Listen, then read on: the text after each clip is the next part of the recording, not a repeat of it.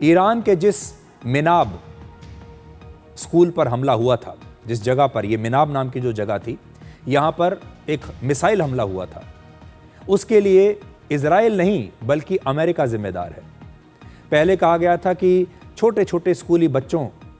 पर जो ये हमला हुआ है ये इजराइल ने किया है,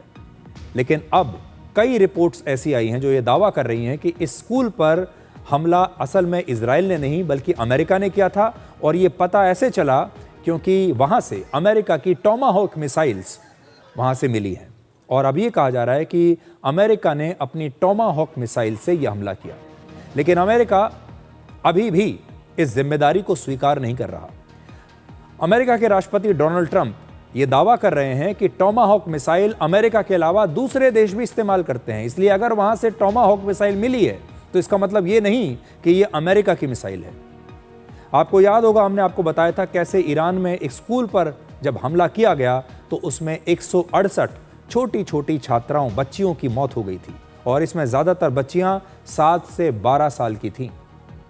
ईरान युद्ध के पहले ही दिन 28 फरवरी को इस स्कूल पर हमला हुआ था, और इस हमले की तस्वीरों ने पूरी दुनिया को झकझोर दिया और इसे ईरान युद्ध की सबसे बड़ी त्रासदी बताया गया। हालांकि ट्रंप ये भी कह रहे हैं कि इस पर अभी जांच चल रही है, जबकि अंतर्राष्ट्रीय न्यूज़ एजेंसी रॉयटर्स की एक रिपोर्ट के मुताबिक अब तक जांच से यही लगता है कि इस हमले के लिए अमेरिका की सेना ही जिम्मेदार है। अब सवाल यह है कि आखिर अमेरिका की सेना से इतनी बड़ी चूक कैसे हुई? क्या अमेरिका की सेना को यह नहीं पता था कि जहां पर वो हमला कर रहे हैं वो एक स्कूल है और वहां पर 7 से 12 साल की छोटी छोटी बच्चियां पढ़ती हैं?